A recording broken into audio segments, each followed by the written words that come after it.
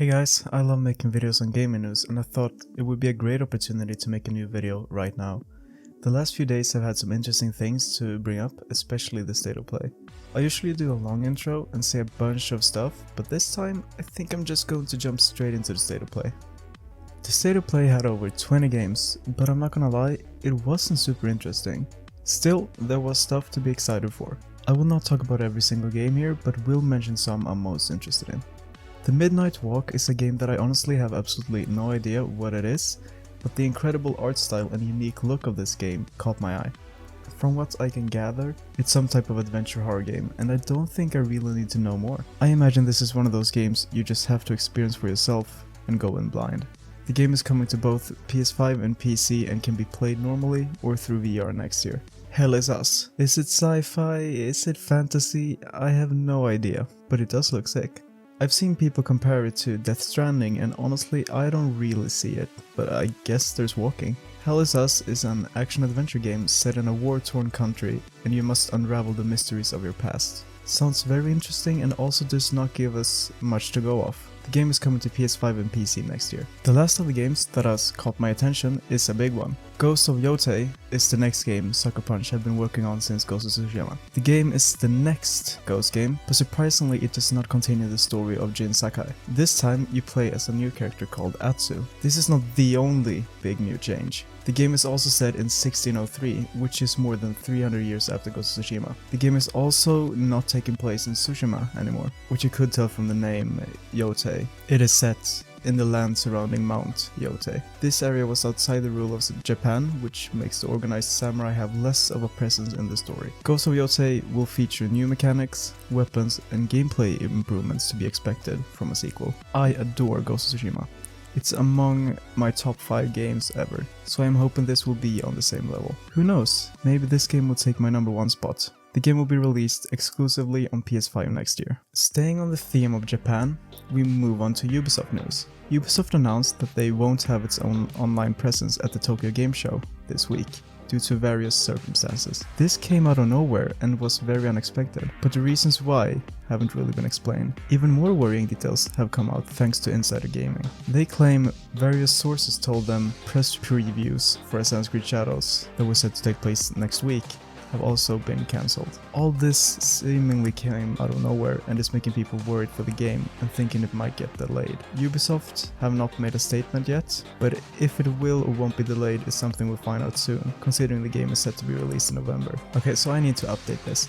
I wrote this entire script yesterday before we got the rest of the news today. Now it's official that AC Shadows is getting delayed, and I will read the statement here. Dear players, Assassin's Creed Shadows is a dream project for us, finally bringing the series to feudal Japan with many features developed with our community in mind, such as parkour or the renewed stealth, brought by new technology, all set in a beautiful and immersive world. This is an ambitious addition to this franchise, a rich experience that can be lived through the eyes of 2 unique protagonists. But we realized we need more time to polish and refine the experience, pushing further some of our key features. As such, we've made the decision to postpone the release date to February 14, 2025. The game will release on a broad range of platforms, including Steam at launch. Additionally, pre-orders will be refunded and all future pre-orders will be granted the first expansion for free. Okay, so I gotta say, kinda crazy they are actually going back to Steam. I mean, they always go back to Steam eventually, but I'm glad it's gonna launch their day 1.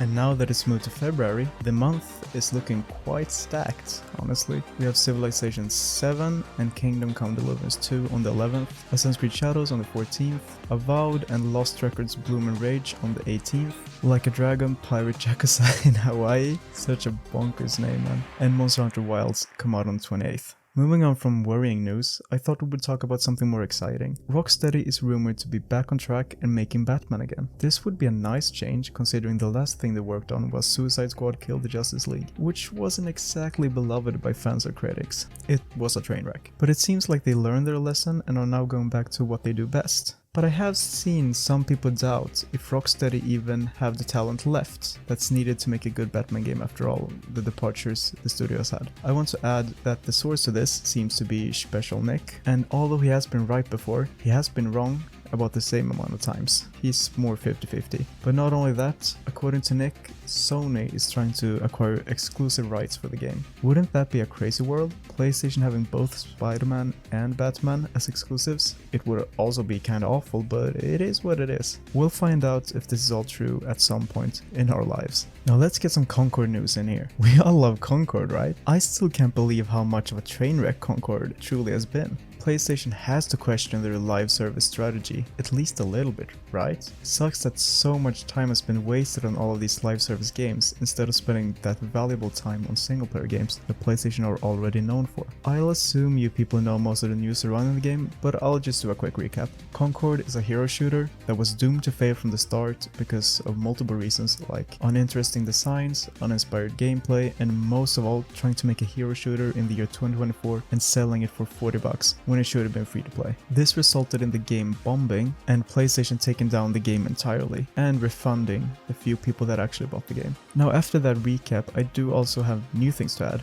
After this disaster, the Concord game director Ryan Ellis has stepped down. What this means for the studio remains to be seen, but the studio is currently stuck in limbo trying to figure out what to do next. Whatever happens, I hope there's a future for the studio and the developers don't have to worry about their jobs. Assassin's Creed Invictus is a game we have known about for quite a while from different rumors and leaks. The Assassin's Creed franchise is known for always getting leaked, so Invictus being leaked is nothing special for Ubisoft. But now we actually have some details about it, and I imagine most people will be very disappointed. This news comes from Jonathan, who might be the most reliable Assassin's Creed insider ever. I don't think he's ever been wrong, and he has a really strong track record. I'll just read a recap from the AC subreddit. It will be a kind of Fall Guys, 16 players for the moment who compete in several rounds with different games. Among the games we find a team deathmatch, another in Every Man for Himself, and a speed game where you have to go to luminous points scattered on the map. If you qualify for the next round, you'll be able to choose types of powers to create a build that will be used in the final game. Two confirmed characters, Ezio and Cesare Borgia. The gameplay will be very arcade,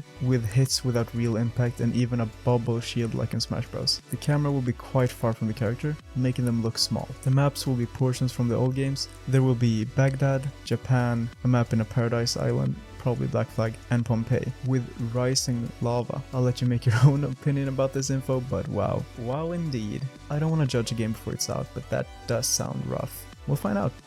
That is it for this video. It's always interesting to find news to talk about and give you guys some insight from my own perspective and thoughts.